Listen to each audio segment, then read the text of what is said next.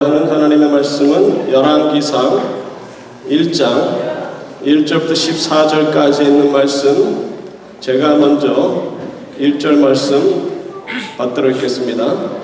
살아있는 하나님의 말씀입니다. 다윗 왕이 나이가 많아 늙으니 이불을 덮어도 따뜻하지 아니한지라.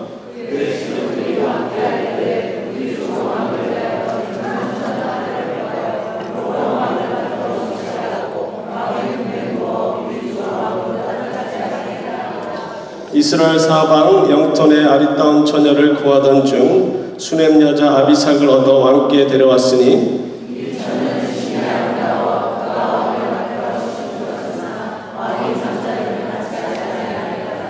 그때 핫깃의 아들 아도니아가 스스로 높여서 이르기를 내가 왕이 되리라 하고 자기를 위하여 병거와 기병과 호위병 50명을 준비하니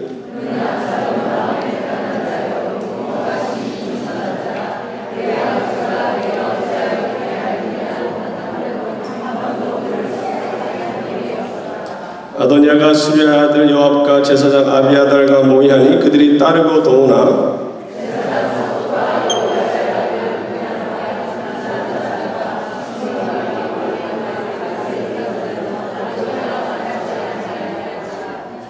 아도니아가 에네로겔 근방 소엘렛 바위 곁에서 양과 소와 살찐 송아지를 잡고 왕자 곧 자기의 모든 동생과 왕의 신하된 유다 모든 사람을 다 청하였으나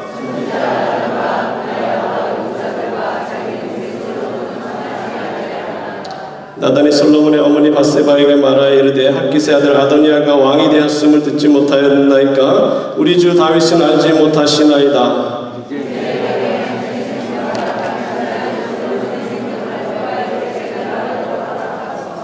당신은 다윗 왕 앞에 들어가서 아뢰기를 내 주 왕이여 전에 왕이 여종에게 맹세하여 이르시기를 내 아들 솔로몬이 반드시 나를 이어 왕이 되어 내 왕이 앉으리라 하지 아니하셨나이까. 그런데 아도니아가 무슨 이유로 왕이 되었나이까 하소서.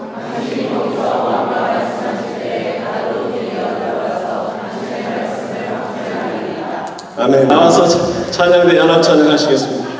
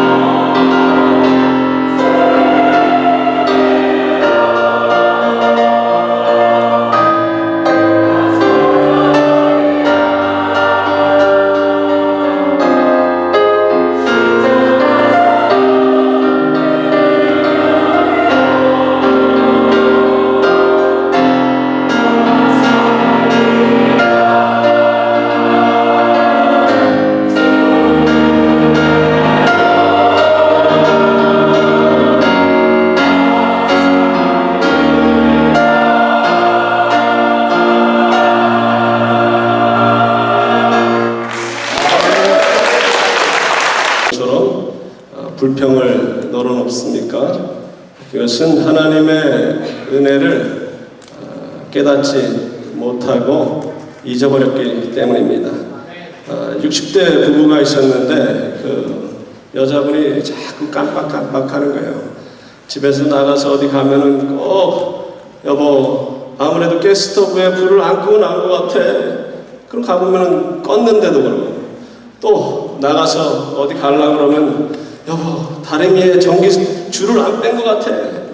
그러면 10중 8구 뺐는데도 그런단 말이에요. 물론 가끔 안 빼고 진짜 그렇게 나와서 들어가서 뺄 경우도 있지만 자꾸 깜빡깜빡해요. 하루는 주일날 교회를 가는데 한 3분의 1 정도 갔는데 이 여자분이 또 그러는 거예요. 여보 아무래도 다리미 전기줄 안 빼고 나온 것 같다고. 그러니까 이 남자가 얼굴이 이그러집니다. 정말이야 이건 틀림없어. 그러니까 이 남자가 차를 옆에다 세워놓고는 탁 나가버리는 거예요. 이 여자 생각이 와 화났나 보다 정말. 이전에는 가다가 특별히 교회 가다가 중간에서 이렇게 나가는 적이 없는데 어디 가지? 두려움에 막 떨고 있는데 트렁크를 열고 뭘 꺼내서 뒷좌석을 열더니 뭘 확 던지는 거예요. 옛다 다리미. 인간은 망각의 동물입니다. 그러나 하나님의 은혜는 잊어서는 안 됩니다. 회개 없이 하나님께로 나아가 그분이 내리시는 은혜를 받을 수 없습니다. 그리고 회개하지 않는 사람들은 구세주가 필요 없다고 단언하는 사람들이기 때문에 결국 구원을 허락받을 수가 없게 됩니다. 세례요한과 예수님이 처음 외친 그 내용은 회개하라 천국이 가까웠느니라 말씀하셨습니다. 두 분의 외침은 바로 회개 없이 하나님의 나라에 들어갈 수 없다는 것을 선포하신 것입니다. 예루살렘 교회가 사도 베드로의 설교 내용 곧 너희가 회개하여 각각 예수 그리스도의 이름으로 세례를 받고 제사함을 받으라 그리하면 성령의 선물을 받으리니 그들이 회개하고 예수님을 구세주로 믿고 성령을 받아서 예루살렘 교회를 시작한 것처럼 우리가 회개하고 성령 받은 하나님의 백성들이 모인 교회들이 우리 내교회라고요. 지금 이 자리에 이 모든 분들 교회 위치도 다르고 또 교단도 다르지만은 공통점은 뭡니까? 회개하고 예수 그리스도를 구세주로 영접하여 성령 안에서 하나 되어 하나님의 자녀가 된 교회가 바로 우리라는 겁니다. 그래서 우리가 모여가지고 서로 형제님, 자매님 처음 뵀는데도 그렇게 이뻐 보이고 사랑스러워 보이고 별로 호응이 없네. 한국에서는 그런 게 다 주 안에서 하나이고 형제 자매이기 때문에 그렇다는 것이죠. 회개가 얼마나 중요합니까? 사울 왕과 다윗 왕을 비교해 보십시오.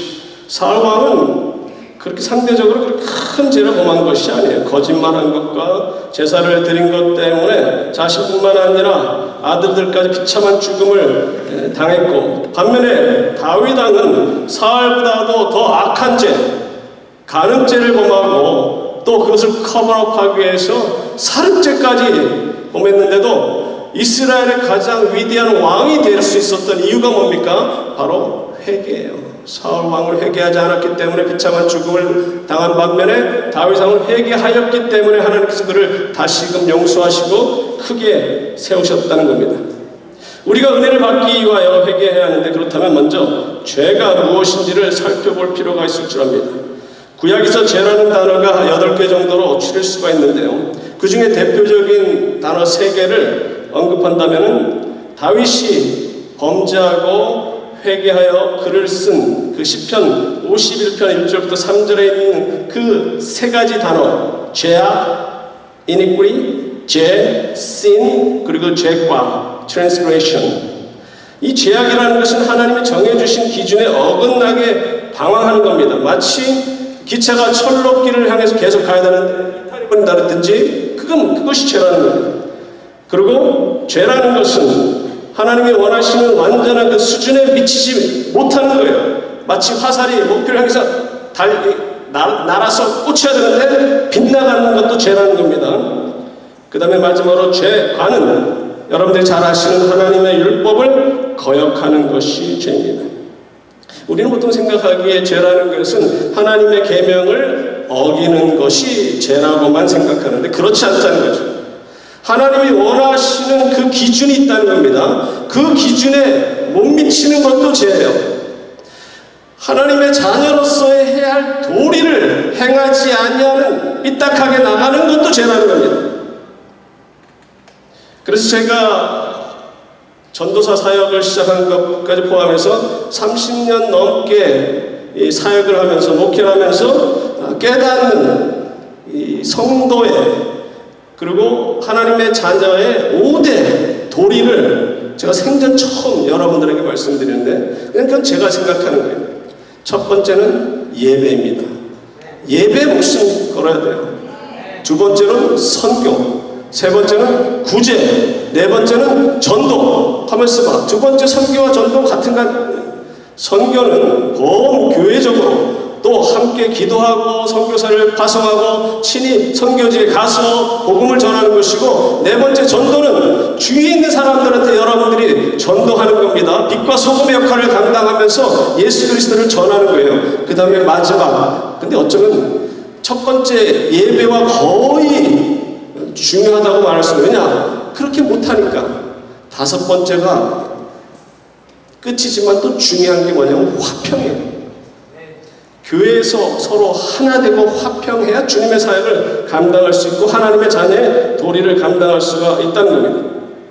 회개란 히브리어나 헬라어 보면 잘못된 길로 가다가 다시금 돌아오고 하나님께로 돌아오는 것이 회개입니다. 돌아와야 하나님의 은혜를 받고, 그래서 오늘 본문을 중심으로 해서 세 가지를 생각하기로 하는데, 첫 번째 죄의 대가, 두 번째 하나님의 은혜, 세 번째 회개의 필요성을 생각하기로 합니다. 첫 번째, 죄를 지면 대가를 치러야 됩니다. 제가 질문 하나 드리겠습니다. 우리가 무슨 죄를 지든지 하나님께 회개하면 하나님께서 다 용서해 주십니까? 이렇게 확신이 없으니까 회개를 안 하시지. 확신 있어 회개. 용서해 주십니다. 다 같이 아멘. 시작. 다 용서해 주세요. 정말요? 그렇다면 무슨 죄를 져도 회개하면 다 용서해 줘요? 그러면 죄 짓고 또 회개하지. 또 짓고 또 회개하지. 이렇게 되는 사람, 그렇게 하는 사람을 하나님을 뭘 여기는 사람이라? 만홀히 여기는 사람. 만홀히 여긴다는 것은 하나님을 놀린다, 업신 여긴다는 뜻이라는 겁니다. 하나님은 사랑의 하나님이신 동시에 공의의 하나님입니다. 죄를 범한 자들은 그 죄의 대가를 치러야 되는 거예요. 물론 회개하면 용서해 주시지만 또 용서해 줄 것이고 또 회개하고 또 짓고 또 죄를 짓고 이렇게 되면요, 제가 확신하건대 그게 버릇되잖아요. 나중에 회개를 못해요. 회개하는 것도 하나님의 은혜가 있어야 회개를 해요. 그리고 허머 리더버스가 말하듯이 진정한 회개라는 것은 지정의를 요구한다는 거예요. 지가 뭡니까? 내가 죄인이라는 걸 깨달아야 돼요. 정이 뭡니까? 아파야 됩니다. 마음 아파야 됩니다.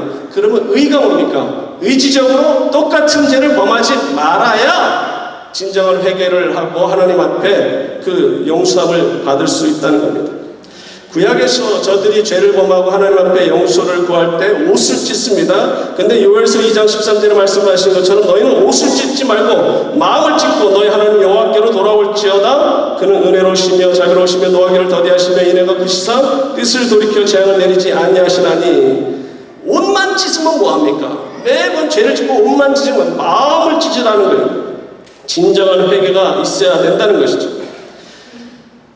죄를 범하고 회개하면 그 죄, 근본적인 죄 문제는 용서해 주시면 죄 대가는 치러야 돼요. 다윗이 범죄하고 회개하였지만 밧세바와 간음에서 낳은 그 아들은 결국 죽었다는 겁니다. 그 대가를 치러야 된다는 거예요. 그가 그렇게 통해했지만 하나님께서는 그 아이의 영혼을 데려가셨어요. 사무엘하 12장에 보면 나단 선지자가 다윗에게 찾아와서 다윗의 악행을 지적하면서 칼이 다윗의 집에서 영원히 떠나지 아니하게 될 것이고 너는 은밀히 행음하였지만 내 아내들이 백주 대낮에 다른 이로 인하여 겁탈당하는 것을 사람들이 보게 될 것이라. 얼마나 무섭습니까? 결국 시간이 지나서 그 아들 압살롬이 반역을 일으키고 그 첩들을 데리고 백주 대낮에 그런 짓을 한 제 대가를 치러야 되었다는 것이죠. 그런 가운데서 다윗의 훌륭함을 느낄 수 있었던 것은, 만약에 다른 악한 왕이었다 그러면은 나단 선지자가 그런 얘기했을 때 귀담아 듣지도 않을 거고 선지자를 죽일 수도 있었겠지만, 그는 진정으로 죄를 통회하고 아까 언급한 시편 51편에서 그렇게 회개의 기도를 드렸던 것입니다. 두 번째로 하나님의 놀라우신 은혜를 생각하기로 합니다. 본문에서 아도니아가 왕이 되고자 반란을 일으킵니다. 본문 내용을 보면은 이 나중에 뒤에 솔로몬이 극적으로 왕이 되고 이 모든 그것이 마치 사극을 보는 것 같아요. 저는 사극을 참 좋아합니다. 제가 좋아하는 3대 사극, 선덕여왕, 대조영, 뿌리 깊은 나무. 그 중에서 대조영도 그렇지만 선덕여왕을 보십시오. 얼마나 반대 세력이 많은데 결국 왕위에 오르게 됩니까? 오늘 본문에서 그렇게 된다는 거죠. 근데 이상하지 않습니까? 하나님이 일찍이 다윗에게 내 아들 솔로몬이 내 뒤를 이어 왕이 될 것이라고 약속을 하셨는데, 그리고 심지어는 성전까지 지을 거라고 말씀하셨는데 왜 아도니아가 반역을 일으킵니까? 왜 이런 일이 일어납니까? 하나님을 믿는 백성들에게도 어떤 의도와 상관없이 일이 꼬일 때가 있고 고난을 당할 때도 있고 힘든 일이 일어날 때도 있습니다. 예수님을 믿는다고 모든 일이 다 만사형통되고 잘 된다고 성경은 가르치지 않아요. 주님을 따라가는 길은 고난의 길이요, 자기를 부인하고 자기의 십자가를 지고 가는 길이라는 겁니다.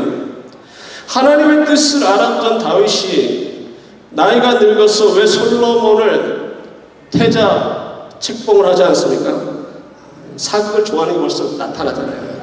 태자 책봉이라는 말도 나오고, 나이가 많이 들어서 깜빡깜빡 기억을 못해서 그런 겁니까? 아니면 자신이 아직도 정정하다고 착각하고 있었기 때문입니까? 본문 앞부분에 보면 다윗이 나이가 많아 이불을 덮어도 따스하지 않아 젊고 아리따운 소녀를 안고 잤다는 내용이 있습니다. 이 처녀가 사전에 심히 아름답다 말씀하시는데, 그가 얼마나 아리따우면 이 아도니아가 이 반란에 실패하고 어디 생명이 구제됐어요. 솔로몬 왕이 너그럽게 그 생명을 죽이지 않았어요. 그러면 어디 구석이 가만히 찌그러져 있어야 되는데, 그 아비삭이 얼마나 이뻤으면 밧세바에게 가가지고 아들한테, 솔로몬한테 좀 가서 좀 부탁해서 이 아비삭을 내 아내로 좀 삼게 해달라 부탁하는 바람에 죽었어요.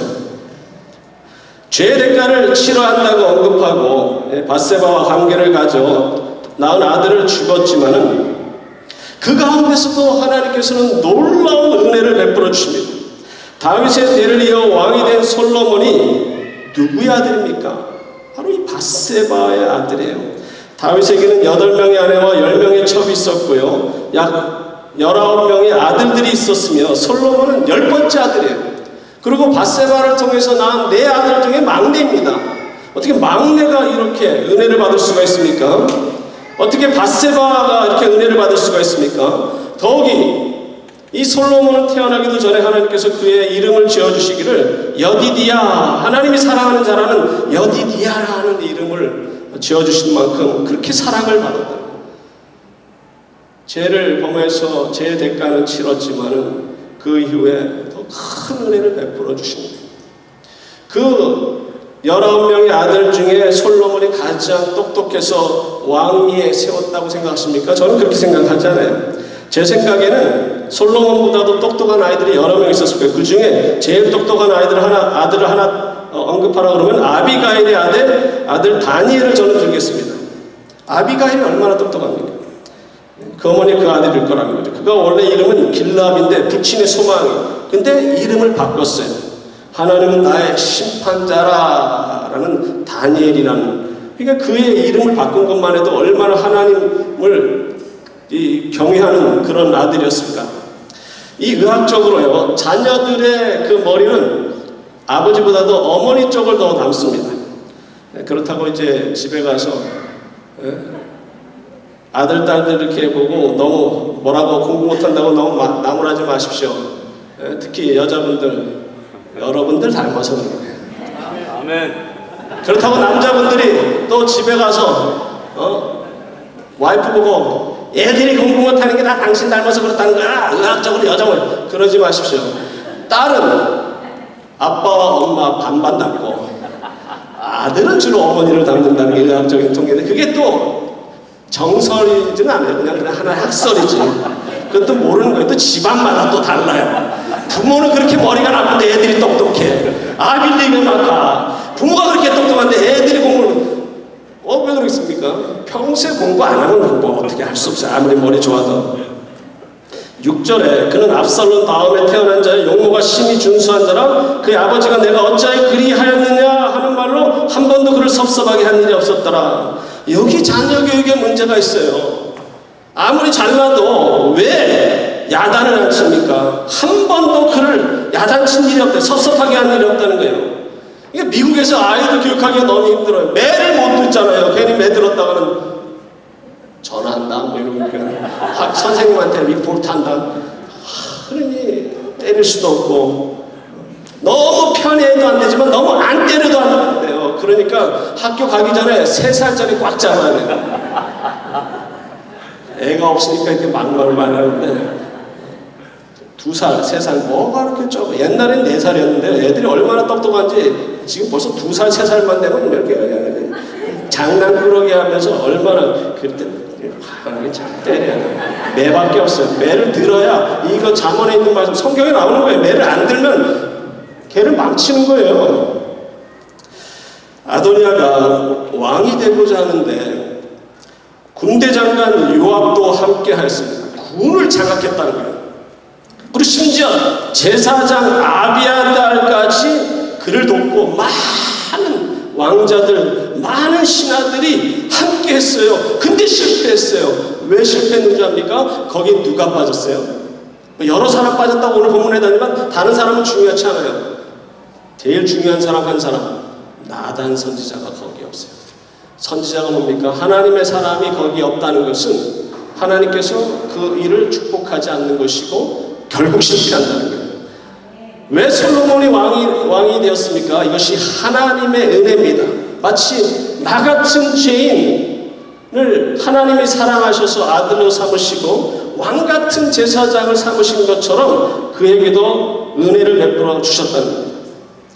그러므로 공의 하나님께서 죄를 싫어하시고 죄를 지은 자들에게 매를 드시어 죄의 대가를 받게 하시지만 회개할 때에는 은혜를 베풀어 주신다는 것을 그 솔로몬이 왕이 된 것으로 그 사실로 보아도 우리가 엿볼 수가 있다는 거죠. 마지막으로 회개의 필요성입니다. 하나님 우리가 죄에 대하여 항상 회개하기를 원하십니다.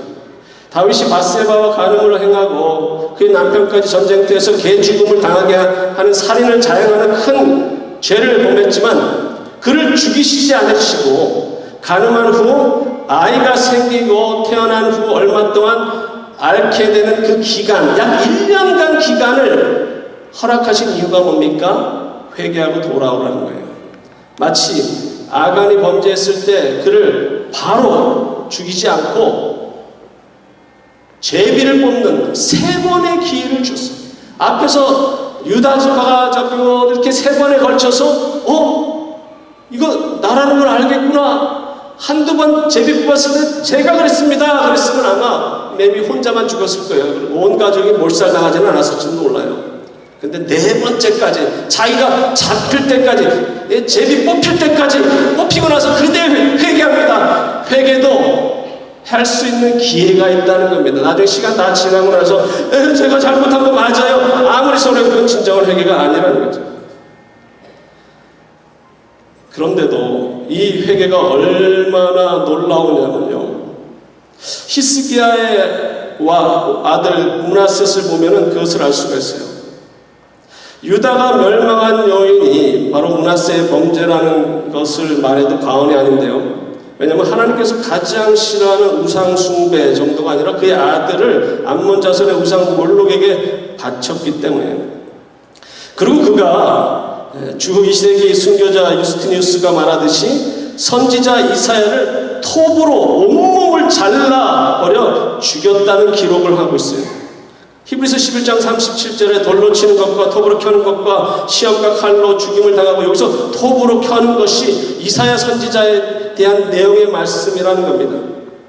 근데 이렇게 악한 왕도요, 그가 죄를 범함으로 해서 바벨론에 끌려갔습니다. 근데 그 끌려간 곳에서 스스로 겸비하여 회개하니까 다시금 예루살렘으로 돌아오게 하시고 왕위에 앉히었고요.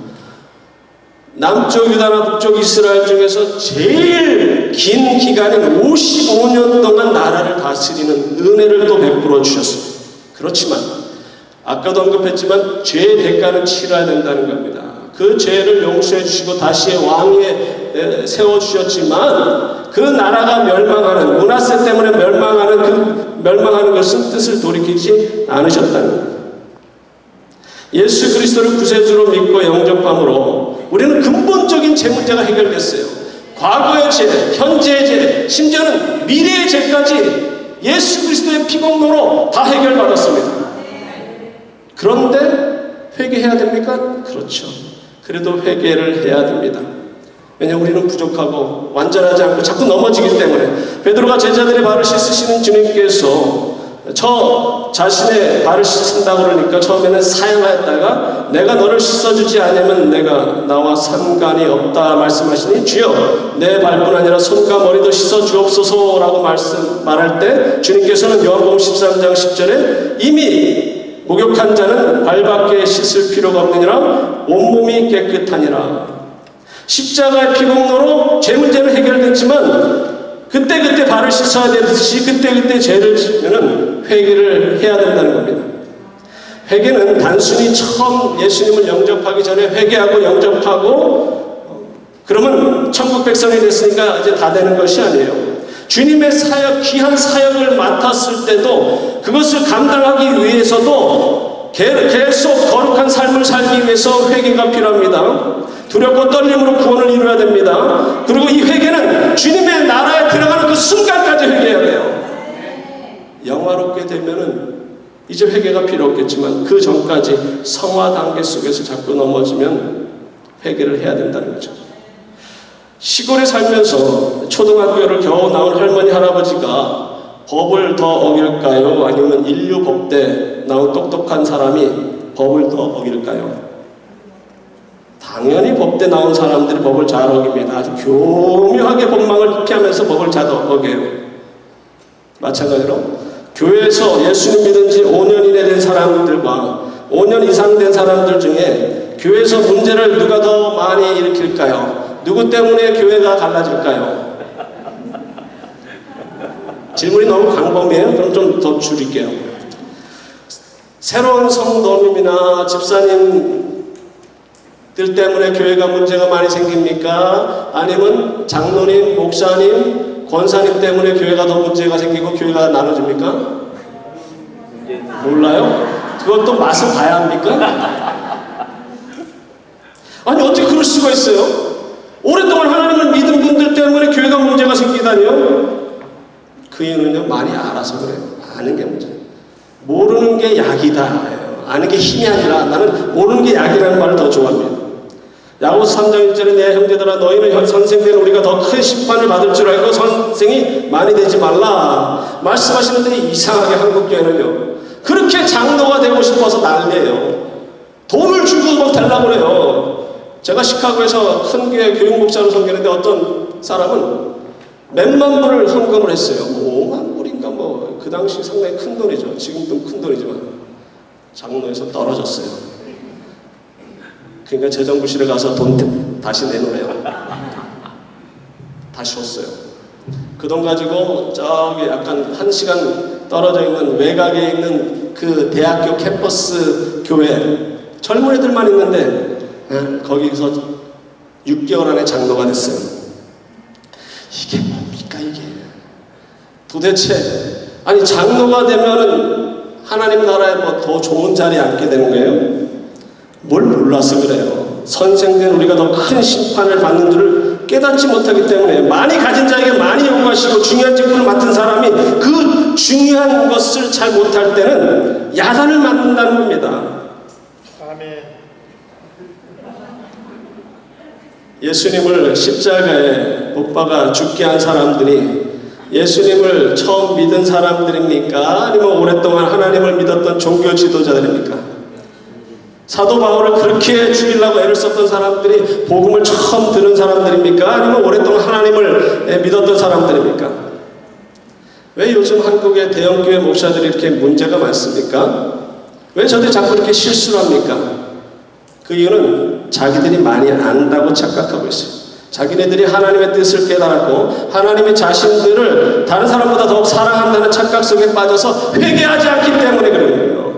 왜 목회자들이 하나님보다 돈이나 이성을 더 사랑하는 그래서 목회를 실패합니까? 저들도 처음에는 하나님을 향한 열정이 있었어요. 그 누구보다도 하나님을 사랑했고 열심히 교회 봉사했고 열심히 하나님 말씀을 읽었고 열심히 기도했습니다. 그런데 교회가 커지고 자기 마음대로 큰 돈을 좌지우지하고 수많은 사람들이 자신을 존경하다 못해서 열광하니까 착각에 빠졌어요. 그 사람들이 자기 좋아하는 줄 알고 자기가 잘나서 교회가 그렇게 부흥되는 줄 착각 속에 빠지고 점점 게을러집니다. 또 누구에게 더 이상 배울 필요가 없다고 생각하고요.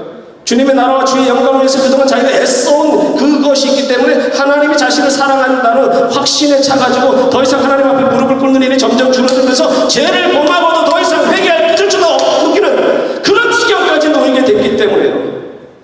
우리는 은혜를 받으면 받을수록 더 겸손해져야 되고 또 하나님의 은총을 필요로 해야 하며 혹시라도 교만해서 넘어질까 조심하고 또 조심해야 됩니다.